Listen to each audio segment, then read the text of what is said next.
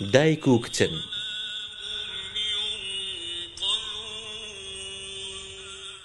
جیلی کۆن و نوێ بە دیار وێنەی شەهیدەکەیان لە ڕابردووی لەدەستچوو داهاتووی نادیار ڕاماون.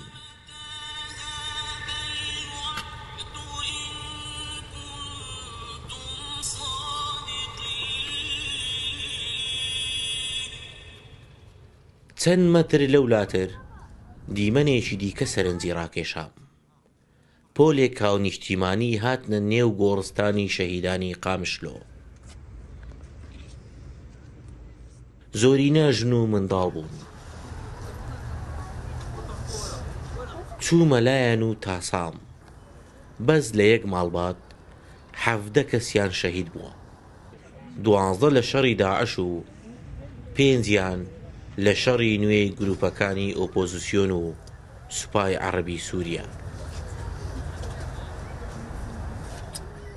کێت بووکوونەوە لەسەر گۆڕی یوسف گلۆی گەورەی ماڵبات کۆبوونەتەوە. شەمسی بوشی ماڵەکەیە، کوڕێکی ساڵی 2014 لە شەڕی داعش و کوڕێکی دیکەی ساڵی 2022 لە بۆردومانێکدا لە قامیشلۆ شەهید بوون. 2 جار جەرگی سوتاوە، بەڵام ناهێڵێ ئاخی دڵی بێتە سەرزار و مۆڕاڵ لە چاوانی دەبارێ. لبیرا منه حرم خوارن کێت خون لبیرا منه حرم ئێشەکەی دکشین لبیرا منه وەکی کورد دەڕۆژ ئاوادە ما بریارە خۆ بخۆدا قیزی خۆ بخۆرتی خۆ مەخۆ پاراست ئەم سەر بلندن ئەم نەپۆشمانن تجارێ ئەمێ پۆشمان نەبن گەلێ کورد تجار پۆشمان نابێ ئێگۆ حیڤازێ لەسەر ئاخا خۆ وڵاتی خۆ بکە ئینسانێکی سەر بلندە. اشتفاق شهيدان نما ممكن يكون خاكا روج افا بردن وباكور وباشور ورجلات بجا خوينا دجاني مده بيجي ود زاروكين كردستاني ديجي امي خاكا خو باريزن وما بس نامج امريكا وارجي ام وكي دولتي برامه بباريزن وكي دولتي مش خد خوازن لهر سراسري جهاني. ماڵباتی یوسف گەلۆ هەر کاتێک دێن بۆ گۆڕستانی شەهیدان لە قامیشلۆ قەت لەسەر یەک گۆڕ جێگیر نابن، چونکە لە هەر گۆشەیەکی گۆڕستانەکە شەهیدیوان هەیە.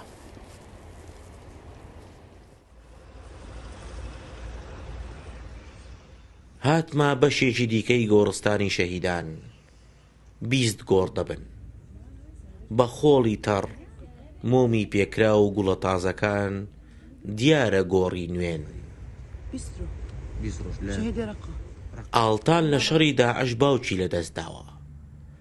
چاوەڕێی گوڵچنینی زەماوەندی براکەی بوو، بەڵام نەیزانی دەبێ لەسەر گڵکۆکەی گوڵدا بنێ. ئەس کەچا شەهید کادارمژی بابێ من شەڕێ تلحەمیس و تلبراک دەچوو شەڕێ داعش دەچوو 2014 ئەوژی نەفسا برای من دچوو دائما دگوتە دگو هەگەر ئەس ڕۆژا شەهید بکەم نابێت ون بگرین سەرم و هەرتش لەبەر چاوە بەلا دەمیرە ئینسان نییە دەمیر دەماگۆ هەبی وێ هەر کەس رابی نەش بۆ مە نەش بۆ ئەم کورد ji بۆ ئاوان شەهیدی گۆنها لێرەیە بەس ئەس لێت بێژ. هەرچەندە بە فەرمی ئاماری شەهید بریندار و دیلەکانی شەڕی ئەم دوایەی ڕۆژئاوای کوردستان ڕانەگەیەندراوە، بەڵام بە گوتەی بەرپرسانی هێزەکانی سووریای دیموکرات لە شەڕی داعش و گروپە چەکدارەکانی ئۆپۆزیسیۆنی سووریا نزیکەی 15,000 شەڕڤانیان شەهید بوون. ڕەنجە جەمال ڕوودا و قامیشلۆ.